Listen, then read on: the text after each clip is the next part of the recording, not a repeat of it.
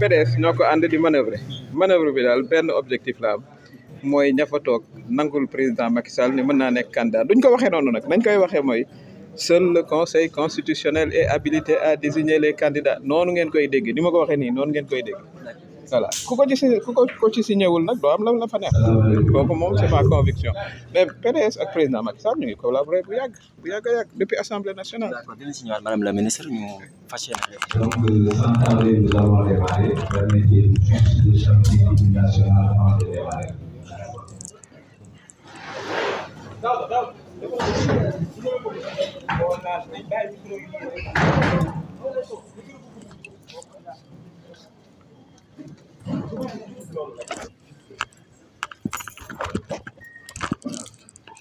Laissez tous vos corps taper la force, le lion rouge a rugi, le lion de la France, le lion s'est lancé, l'histoire des ténèbres, soleil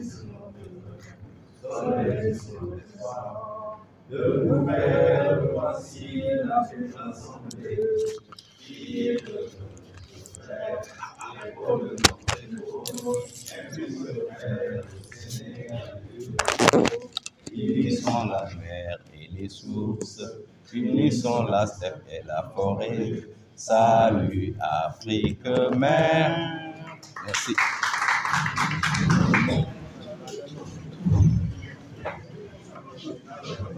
Mesdames et messieurs, chers partenaires de la presse,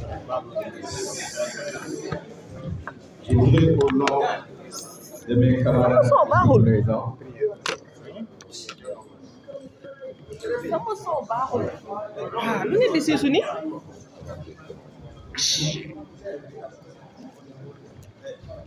donc au nom des camarades ici présents, membres des forces vives de la nation F24, vous remercier d'avoir accepté de couvrir cette conférence de presse. Autour de la table, nous avons bien sûr le coordinateur des forces vives de la nation F24, le doyen Mamadou Mbodj, ici à ma gauche. Et à ma droite, vous avez le vice-coordinateur, M. Aliou Sané. Après lui, vous avez Rita Aliou, qui est membre du comité exécutif, de même que Yolande Kamara et Senghane Senghor. Moi-même, c'est Abdoulaye Bathily, président de la commission communication, membre du comité exécutif. Cette activité sera introduite en français par le doyen Mamadou Mbodj, coordonnateur de la plateforme. Et pour la version Wolof, nous aurons Aliou Sané, qui est le vice-coordonnateur. D'abord, permettez-nous, bien sûr, après on répondra à vos questions à la limite du temps disponible. Et permettez-nous d'abord de prier, c'est-à-dire pour que cette rencontre se passe très bien et pour ce que nous souhaitons de cette rencontre, qu'on l'obtienne. Et prier aussi en la mémoire de nos disparus ces derniers temps, notamment le professeur Malick Ndiaye et le journaliste Mamles Camara. 1 minute pour eux et chacun en même temps prie dans sa confession pour que, en tout cas, pour la mémoire de ces disparus et que nos travaux se passent bien. Merci.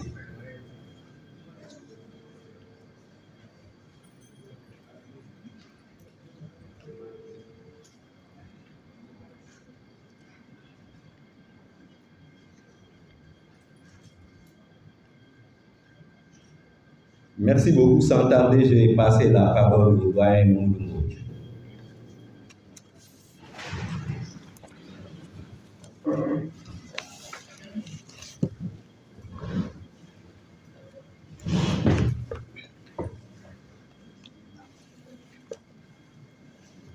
Mesdames et messieurs, l'objet de la conférence de presse de F24 de ce 3 mai 2023 est de procéder au lancement de ces activités dont la première se décline en termes de rassemblement populaire le 12 mai 2023. Nous en profitons aussi pour souhaiter la bienvenue aux nouveaux adhérents qui vont signer la charte à la fin de la rencontre. Chers compatriotes, le Sénégal est à la croisée des chemins.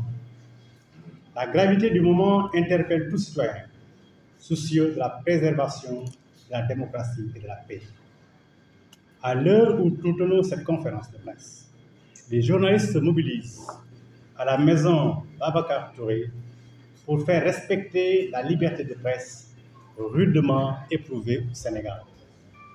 Les journalistes en Bastille y ont trouvé Cheikh Oumar Diagne, Abdou Karim Gueye, Mortala Gaye alias Tidof, Bassirou Diomaye Faye, Hannibal Djim et tant d'autres, dont le seul tort a été d'exprimer une opinion contraire à celle du pouvoir.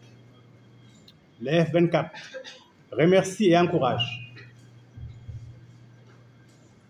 les journalistes, hommes politiques, chroniqueurs, intellectuels et les citoyens à poursuivre inlassablement les interventions médiatiques et privées tendant à rétablir la vérité et à défendre la démocratie sénégalaise. Durant le rassemblement du 12 et à partir de cette date, il s'agira pour le F24 de se construire en une force dissuasive, rassemblant les citoyens autour de la vérité pour la préservation de la paix. Notre objectif est de persuader les Sénégalais que c'est seulement en consacrant le triomphe de la vérité, conformément aux enseignements de nos religions et de nos traditions, qu'on parviendra à stabiliser une paix durable dans ce pays, à préserver notre harmonie ethnico-religieuse et à améliorer les conditions de notre vivre ensemble. Notre mission est d'amener les Sénégalais à nous rejoindre de plus en plus nombreux, en ayant fini de comprendre que pendant 11 ans, M. Macky Sall n'a cessé de faire des promesses sans les tenir, qu'il n'a cessé de chercher à nous manipuler, nous intimider, nous sanctionner injustement et de nous en imposer. Par des actions pacifiques et légales, nous allons montrer à Macky Sall et au monde entier que notre maturité démocratique ne se réduit pas seulement à sanctionner négativement les élus déméritants au soir d'un scrutin. À cet effet, il s'agira de déconstruire le discours captieux des apologistes de l'aventure du chaos, de battre en brèche les arguties et contre-vérités de ceux qui veulent par exemple nous faire admettre que M. Macky Sall a présenté sa candidature pour un troisième mandat. Il est important de rappeler que le F24 est né au terme d'un long processus de concertation, suscitant un grand espoir pour tous les citoyens et un engouement certain de la part des acteurs impliqués. La charte signée par les membres engage ces derniers à s'opposer à la candidature illégale et illégitime à un troisième mandat de M. Macky Sall, à réclamer la suppression des articles et artifices juridico-politiques constituant des entraves à l'éligibilité de candidats, la libération des détenus politiques et l'organisation d'une élection présidentielle inclusive, apaisée et transparente en février 2024. Dans ce cadre, le F24 invite les Sénégalais, les Sénégalaises et les Sénégalais, soucieux de la préservation de la liberté, à préparer minutieusement, méticuleusement, le grand rassemblement pacifique du 12 mai à la place de l'Obélisque pour amener le président Macky Sall à renoncer définitivement à cette troisième candidature illégitime et illégale, à libérer tous les détenus politiques, à créer les conditions d'une élection présidentielle inclusive, libre et transparente en février 2024. Je vous remercie. Merci. Nous allons passer la parole à Aliou Sané pour la version Wolof.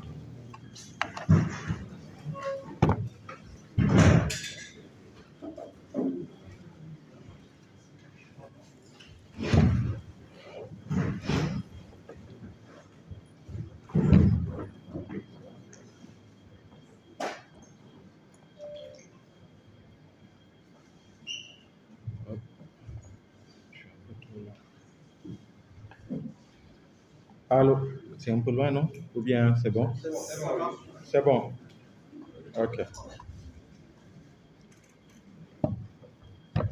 Oui, ça marche.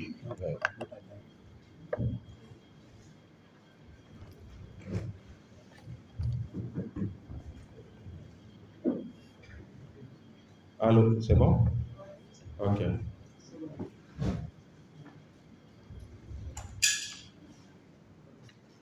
Bon, j'ai un peu le stress parce que soo c'est buñ jox wolof la pour mu kii ko quoi. Ba mais ñu mel ni ñoom daw da ngay nekk fi di déglu c'est un peu compliqué mais on va essayer. Mbokk yi conférence de presse bi force vive du Sénégal di amal tey jii nii li ko sabab mooy lancement wu mobilisation bu mag benn ndaje bu mag a mag bi nga xamante ni peuple sénégalais mu ngi koy dëgmal ci le vendredi 12 mai 2023 incha allah fële ci place de la nation. Dañuy profiter rek ci jotaay bi pour jaajëfal bépp sénégalais yi nga xamante ni yu fasanti ko tey ñu ngi toll ci lu toll téeméer ak ñetti fukk organisation ak ay personnalité indépendante yi nga xamante ni signé nañu charte F24 ne ni bokk nañ ci sénégalais yi nga xamante ni ci fiñ ci toll dañuy taxaw thème pour xeex pour démocratie bu Sénégal xeex pour ak yelleefu doomu aadama ci Sénégal mais surtout pour jóg taxaw ne ni troisième candidature du fi amee. Mbokk yi Sénégal dafa toll ci ay guddi yu jafe mooy li tubaab yi di duppee nous sommes à la croisée des chemins te loolu dafa laaj taxawaay bu dëgër venant de toutes les filles et de tous les filles de ce pays. Ci jamono ji ñuy amal conférence de presse bi àdduna wërngal këpp ngi célébrer journée internationale de la presse ci ay bërëb yu fasantikoo ci àdduna nit ñi ñu ngi màggal liberté wu presse nit ñi ñu ngi màggal liberté d'opinion nit ñi ñu ngi màggal seen taaru presse ak cër gi seeni nguur jox seeni journaliste ak seeni presse un peu partout waaye Sénégal fii ci Sénégal ci jamono ji au même moment coalition des associations de presse mu ngi amal fële ca maison de la presse Babacar Touré benn ndaje bi nga xamante ni pour naqarlu la journalistes yi nga xamante ni nguuru Macky Sall mu ngi leen di xokkatal di leen tëj di leen jaay doole ci lu dul dëgg du yoon et tey jii nii ñu ngi ñuy yëgal balaa ñuy tàmbali conférence de presse bi ni journaliste Babacar Touré bi nga xamante ni ci ay liggéeyam la ñu ko jàpp di ko enquête ay retour de parquet yu dul jeex tey jii nii jàkkaarloo na juge ñu mettre ko nu mu tuddati ñu yóbbu dossier information judiciaire mu war a dem kaso ci lu dul dëgg du yoon Babacar Touré bu ñu ko yóbboo Rebeuss wala ci beneen kaso fii ci Sénégal dina fa fekki yeneen citoyen yu taxaw yu am taxawaay bu mat sëkk ñoom it ci li ñu ne ku mel ni Abdou Karim Gueye Karim Xurum Xax di activiste di militant bi nga xamante ni le seul tort qu'on peut lui coller fii ci réew bi mooy bëgg réew taxaw temm Sénégal jaral ko lu ne ñu ngi ko tëj ci kaso dina fa fekkit ku mel ni Nit Dof muy artiste bu engagé saa yu Sénégal laajee mu taxaw ñu respecté ko ngir taxawaayam ci réew mi waaye it dina fa fekk ku mel ni Bassirou Diomaye Faye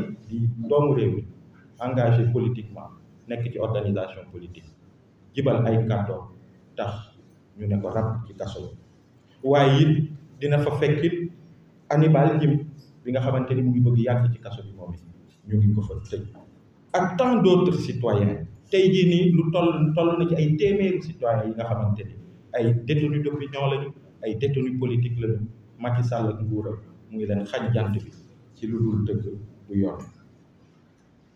F24 mu ngi jaajëfal di encourager journalistes yi di encourager chroniqueurs yi waaye it di encourager intellectuels yi ak bépp aji bëgg réew bi nga xamante ni mu ngi xeex bés bu yàlla sàkk ci ay intervention médiatique am waaye it ci ay jéego yi muy teg pour que dëgg mu sax ci réew mi pour aar suñu démocratie.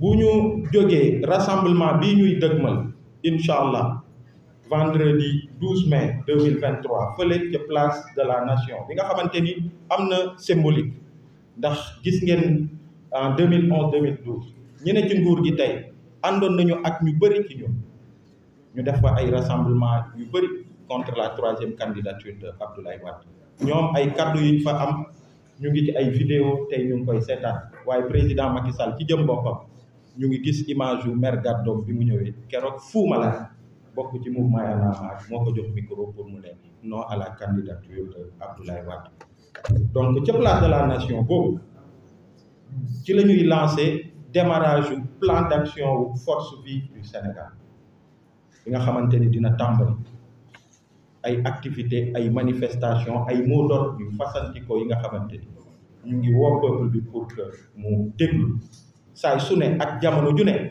li mu laaj ci ay activités incha allah F24 dina ko amal te dina ko fësal pour que Sénégal yépp ànd ci pour que ñu tabax benn force comme ni ko turam ni muy wuyoo turam force 24 benn force citoyenne bi nga xamante ni li koy lal rek mooy xeex pour que dëgg pour que jàmm sax ci Sénégal waaye jàmm ji nga xamante ni day lalu ci dëgg liñ ci mbëbët nag mooy fexe ba sénégalais yi xam ni ci suñuy taarix ci suñuy maam taxawaay yi fi amoon ci suñu aada suñu culture bañ jom ak dëggal jubal waaye ci suñuy diine sax yi fi ne ak suñu yenn maam yi nga xamante ni muy catholique di chrétien am nañ fi taxawaay ci dëgg ñu xam ni li war a mën a saxal dëgg rek ci réew mi mooy li war a mën a saxal jàmm ci réew mi mooy dëgg incha allah loolu dinañ ci taxaw F24 dina ci taxaw avec toutes les forces vives du Sénégal pour que Macky Sall xam ni jeex na léegi peuple sénégalais di ko subir ay digle yi nga xamante ni du ko respecté mukk waaye di continuer di subir ay manipulation ay lal ay ndëgg sërëx yi nga xamante ni ci 11 ans yi da koy dee lal à chaque fois et à chaque fois peuple sénégalais moom mooy doon victime waaye que président Macky Sall mu xam ni intimidation yi jeex na peuple sénégalais dootul subir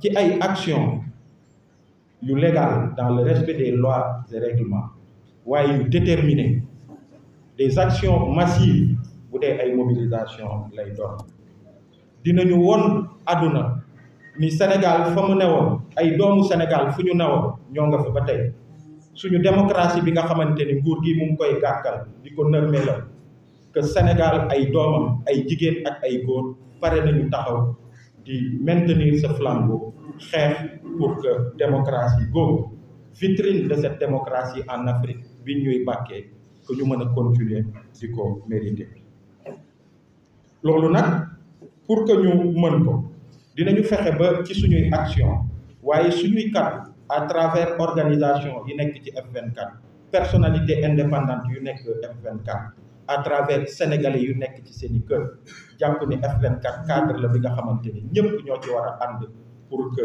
jàmm mu mën a sax ci réew waaye jàmm bu lalu ci dëgg. dinañu fexe ba ñi nga xamante ni tey ñu ngi théoriser mbirum troisième candidature Macky Sall ñu xam ni loolu teguwul ci dëgg ñu xam ni it loolu du li nga xamante ni dina jëme réew mi ci dëgg ci jàmm ak lépp li jëm ci li ñu mel.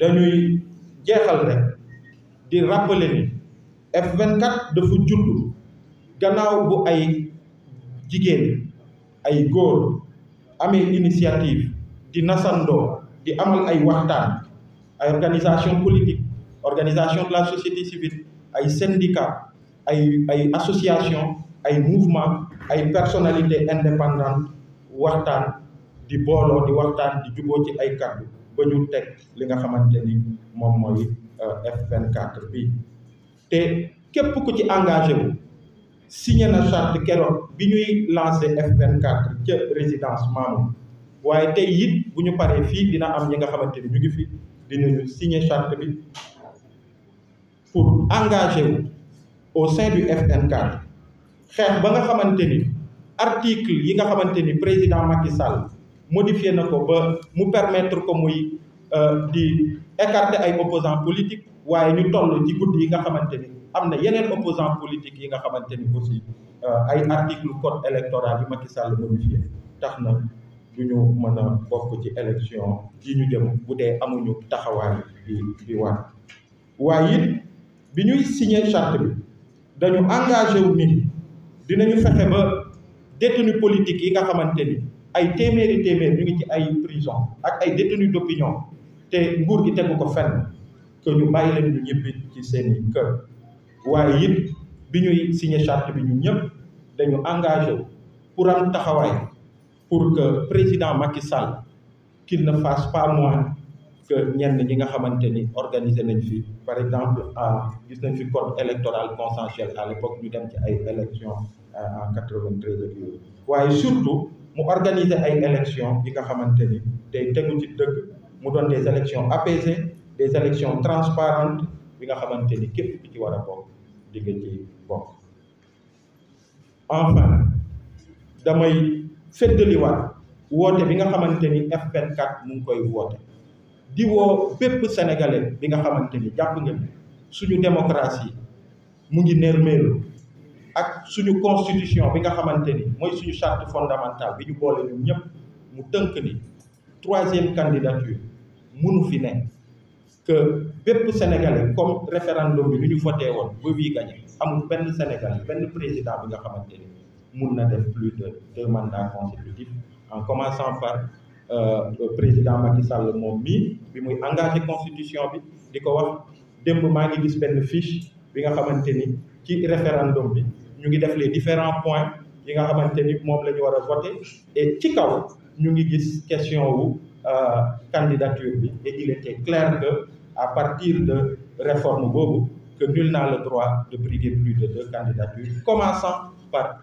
moom sax mi nga xamante ni moom di président Macky Sall di woo bépp Sénégal incha allah le 12 à la place de la nation bu 15 heures jotee rassemblement bu historique la ñu bëgg a am keroog rassemblement bi nga xamante ni ay jigéen yu am taxawaay ay góor yu am taxawaay waaye ay ndaw yu am taxawaay ñëw keroog mu doon tàmbaliwu quelque chose de très fort gis nañ fi M23 waaye F24 bii ni mu tàmbalee ñun ñi nekkoon ci M23 xam nañ ni c'est plus massif donc tàmbali le 12 mai la incha allah pour que président Macky Sall mu xam ni dafa war a ci li mu gën a gaaw renoncer à une quelconque idée de troisième candidature ndax baaxul ci réew mi et c'est pas conforme ak suñu charte ndeyu réew li mu teg que détenus politiques yi mu bàyyi leen ci li mu gën a gaaw waaye it créer les conditions d'une élection bi nga xamante ni day lan ci dëgg mu doon élection yu leer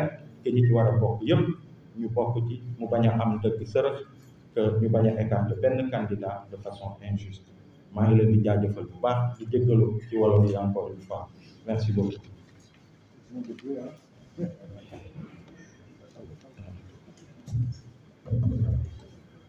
Merci beaucoup coordonnateur adjoint xëy na ñu fàttali rek ni F24 li ko tax a jóg mooy xeex pour un état de droit xeex pour république xeex pour que kumba am ndey kumba amul ndey bañ a amati ci suñu réew te loolu képp ku mu soxla woo nañ la aljuma 12 mai place de l'Obélisque bu ñu jullee ba pare ñun ñëpp ñu tase fa xamal ni que Macky Sall moom moo dëkk bi république lañ nekk ñu ci royauté appel baa ngi noonu woo ñu ñëpp tous les Sénégalais.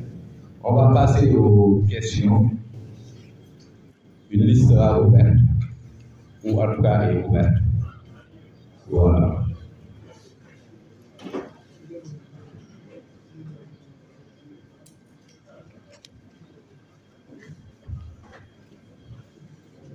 Il n'y a pas de questions? C'est bon? Ah, madame. Oui.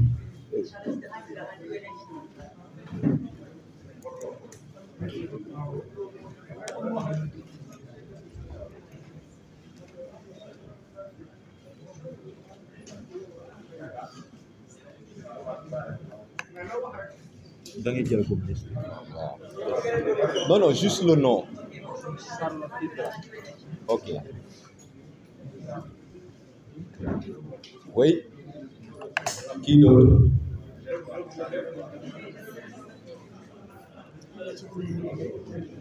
Oui, le nom. Mamadou Ndiaye.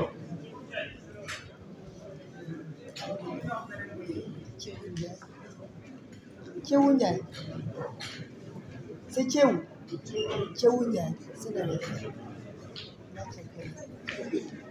Thiéwou. Un autre. Qui d'autre? Oui. Levez-vous s'il vous plaît. Le nom. Maxime.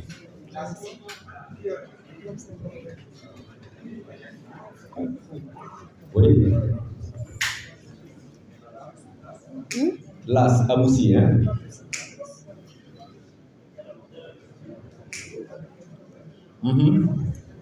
Qui d'autre? Sunu? Ok.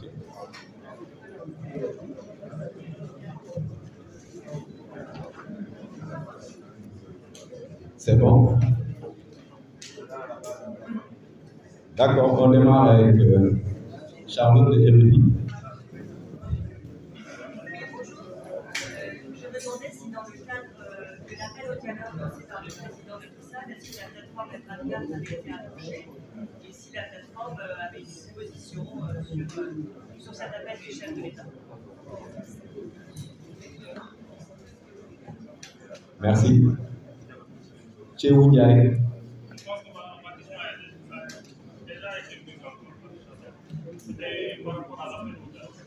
Merci. Maxime. Ça marche. Maxime de Lens. La même question. En réalité, c'est la seule question. Amoussi de Las. La même question. Fatou, Sunugal 24. C'est la même question. Donc, on va aller vite. D'abord, le doyen notre coordinateur de la plateforme.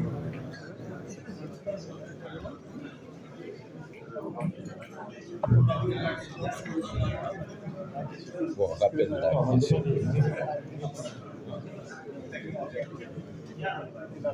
La question c'est, est-ce que le F24 a été approché pour le dialogue initié par le président Macky Sall? Et si oui, quelle est la position du F24? C'est bien ça?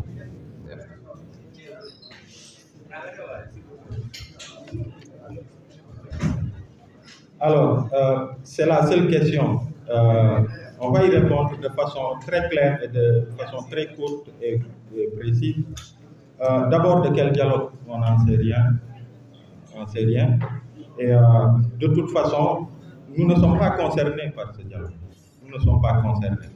Et si vous voyez bien, nous avons appelé à cette conférence de presse pour parler de la chose qui nous préoccupe et qui préoccupe le plus les Sénégalais, c'est-à-dire se mobiliser, faire face au régime du président Macky Sall pour lui dire que cette idée de troisième candidature, en tout cas cette volonté de briguer une troisième candidature, qu'il est en train d'avancer avec ceux de son camp, que les Sénégalais s'opposeront de la façon la plus ferme à travers le F24, les forces vives de la nation, pour dire non à cette troisième candidature, pour le dissuader et se mobiliser dans le respect des lois et règlements, et de façon massive.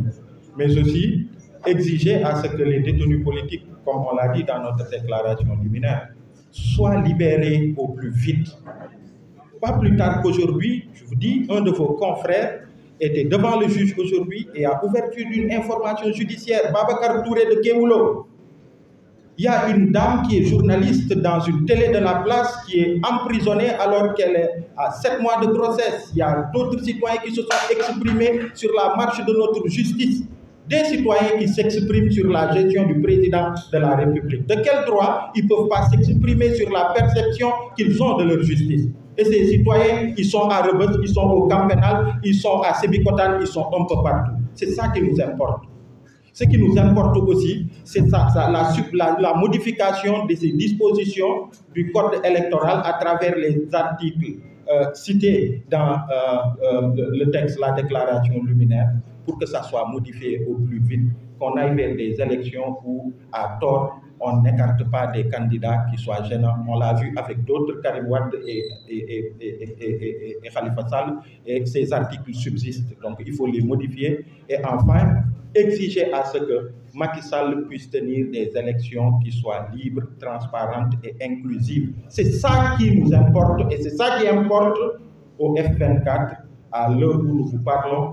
C'est de faire cap sur le 12 mai, Inch'Allah, à travers le lancement officiel du plan d'action du F24 qui commence par un grand rassemblement pacifique, massif, mais déterminé, et toutes les actions qui vont venir après.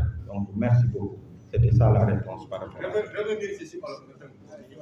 li ma mënoon wax mooy ñuy laaj ci mbirum dialogue ban dialogue xamuñ ci dara lu ñuy wax mooy de toute façon dialogue ñun intéressé wuñu ce dialogue là li ñu intéressé mooy li tax tey ñu nekk fi mooy woote bi nga xamante ni F24 woote na ko le vendredi 12 mai Inch'Allah à la place de la nation di woo citoyens sénégalais yëpp bépp sénégalais bi nga xamante ni jàpp nañu war nañu aar suñu démocratie suñu état de droit bépp sénégalais bi nga xamante ni jàpp na ni suñu constitution Macky Sall daf ko war a respecter ba mbirum troisième candidature bi mu teg ko ci suuf génn wax ak sénégalais yi ne ni comme ni ko constitution bi waxee comme moom ni mu ko waxee waxaat ko bind ko ci téere troisième candidature du ko jéem ndax baaxul ci réew mi ndax bu ko fi yëkkatee ay rek la fiy indi comme ni mu fi indee ay en 2012 comme ni muy indee ay feneen ak feneen ci Afrique que ñu mobiliser wu pour que Macky Sall mu dellu ci ginnaaw mais ñu mobiliser wu aussi pour que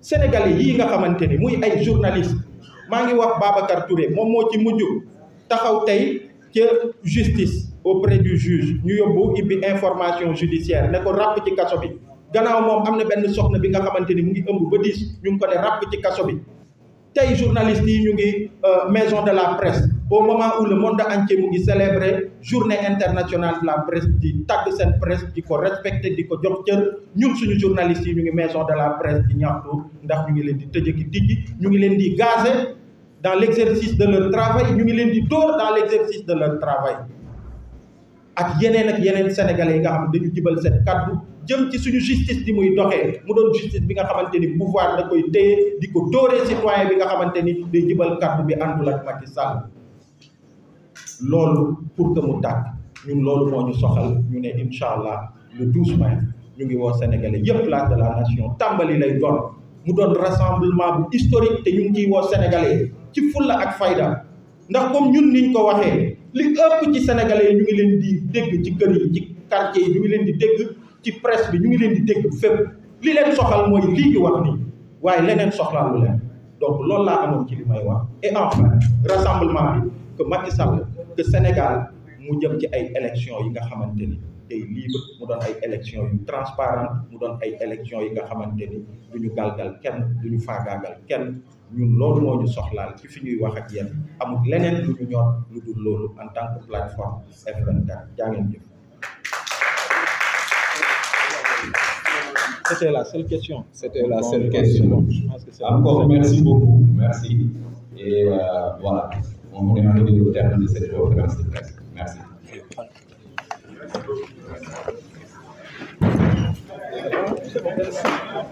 C'était bien.